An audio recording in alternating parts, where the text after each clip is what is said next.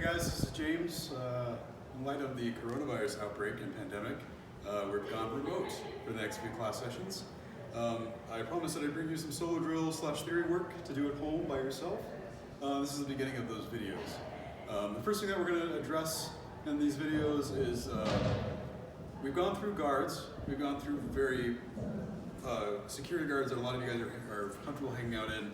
There's middle guard, we've got hanging guard, high hanger, half circle, outside half circle, all these cool guards that are really cool to walk around and like lay traps for people. But one thing that I'm starting to address, now that I have a better idea of what I'm doing, is a lot of historical accounts about Polish and Hungarian fencers that really focus around the constant motion of the blade. A lot of people think of that in a few different ways. Some people think of it as this very in front of the body figure eight motion, keeping some form of blade or beak alignment in every single one of my cuts. This is this typical like 1-2 figure eight in front of me. I can also do it with the undercuts of 3-4 while doing that. Other Moulinet actions are the outside Moulinet. You'll see me doing this a lot, especially when setting up a beak attack, kind of lassoing out in front of me to my outside. Other Moulinet actions that people like to use are the full like bullwhip. We're using the beak or the edge to kind of cheat distance a lot. And then the Russians with Shashka have other weird ideas of the Moulinet, which can be very shallow, not a lot of explosive movement, or you can actually get the entire arm into the Moulinet, into this weird like broken figure eight form around you. So now that I've taught you all these static guards, the reason I'm going into this Moulinet action is not only the historical nature of what we teach, but also because when we're using a saber that is primarily open-hilted or with minimal hand protection, sitting out here in middle guard can be pretty hazardous. You guys are fall victim to it a lot for me, as I will see this very out here middle guard, whether it's a little bit more point forward or just straight up, and I look at that and I go like, oh, cool, I'm going to beak attack that until there's no tomorrow. I want to cut that guy's fingers or wrists off. He can't hold his sword anymore. I won the duel. The way that you can get around that action is through the Moulinet. When I talk about the Moulinet, there's several things that we need to do to keep ourselves, our weapons, as well as the people that we fence with safe. Some people, especially with the prevalence of heavy gauntlets in this class, have issues differentiating our saber grip, which is predominantly gripped with our fore and thumb finger, and the forefinger and thumb, and there are other 3 fingers as manipulators.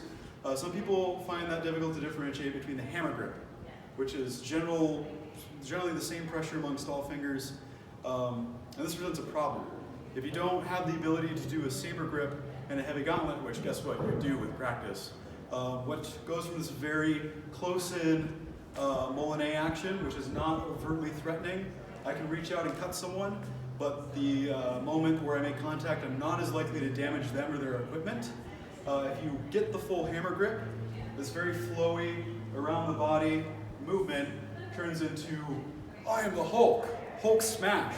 This is the blender of death that I use when I'm really tired of playing chicken with people in the fencing ring. The issue here, you can see, is that the amount of kinetic force that I'm able to control in this weapon is not a lot. I built up a lot of momentum, a lot of inertia. It's very flashy, very cool. The moment that someone says halt, which my assistant will call halt at some point, I'm not able to stop that very easily. You can also see that my hand is slowly transitioning down the grip, which is typical for Molinets.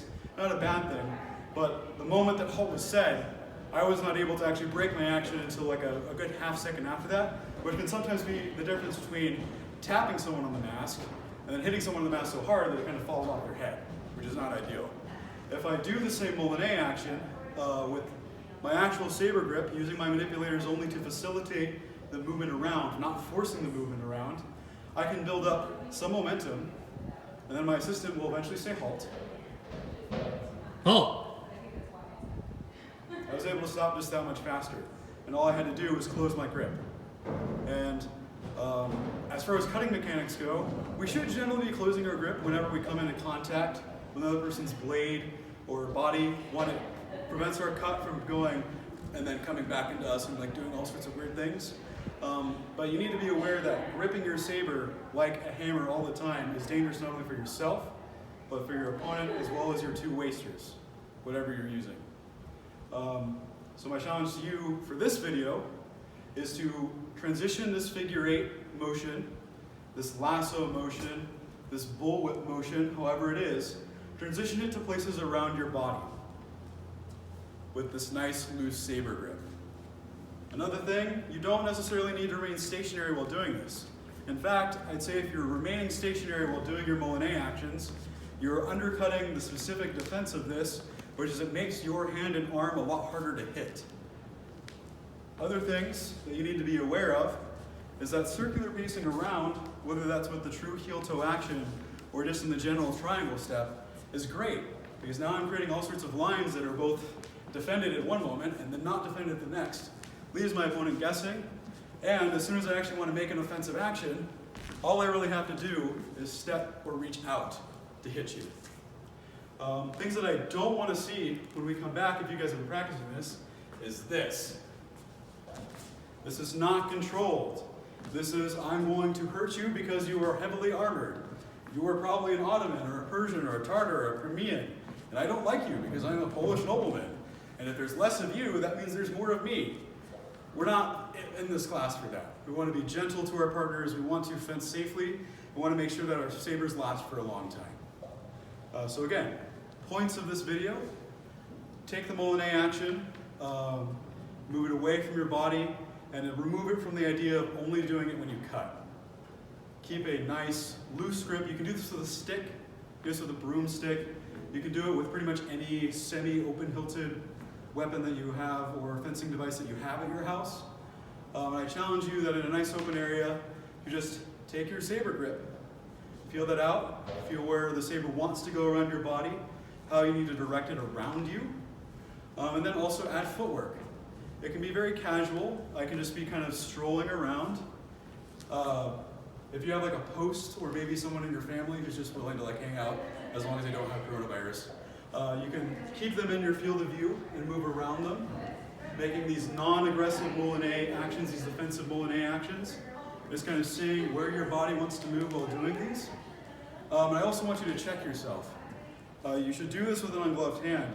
As soon as you put on a glove, especially a heavy gauntlet, you need to check yourself to make sure that even though you might have this very nice clamshell gauntlet, like a Spec Heavy, you still need to make sure that your primary grip when you're using the weapon, even if your glove doesn't look like it, is with your forefinger and your thumb. As soon as you turn into hammer grip, this elegant, fast, nimble weapon turns into, I'm going to punish you and you're next in the next generation and next generation after that in the name of whatever king so happens to be sitting upon the throne. He's probably Prussian at this point. The Poles are not great at that. So that's our first goal for this video. Thanks for joining me. Send me a message on Slack. Coach, I got a question. Yeah. Can you come up closer to the camera and show us the difference between the two grips you're talking about? Yes, absolutely. Thank you, assistant. So we have our saber. This is what I call no grip. You'll see that, my grip is heavily wrapped. One, because I'm not an actual Polish nobleman in the 17th century. And two, because it allows for a better grip on my saber, especially barehanded or with heavy gauntlets. When I'm talking about a saber grip, I will take my thumb and forefinger, and I'll find a place around the grip, and I'll wrap those until they meet. This is kind of a gentle two-finger grip. Notice that when my saber is not in a lot of motion, I can pretty easily manipulate it. Depending on what you have at home, if you have a knuckle bow or like a dussac or something that's not this form of saber, you might not have the same ability, but I generally want to make sure that my manipulators, if I close them gently, fall somewhere just above the almond. We don't have the typical screw-on pommel. A lot of our sabers are peened. I call this an almond because there's normally a swell there. If you're on horseback and you don't want to lose your saber, this swell make sure you don't lose your saber.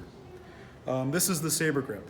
When I do a Moulinet, my saber grip remains relatively unchanged until I want to cut or make a counter cut or a parry. Things that I don't want is a hammer grip. The difference between a closed saber grip is this, and a hammer grip is this.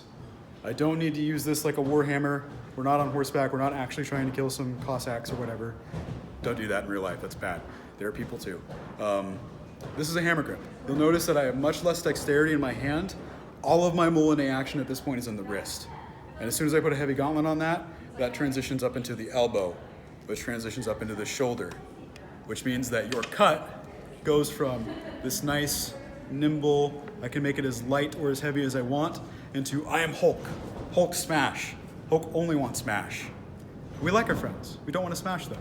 We do this every Saturday. Hopefully they come back and do it next Saturday. Cool. So if you have any questions, feel free to contact me on Slack or on Facebook. This will also be going up on YouTube. Feel free to comment, I guess. Should I say subscribe? Sure, subscribe to me. Thanks, guys.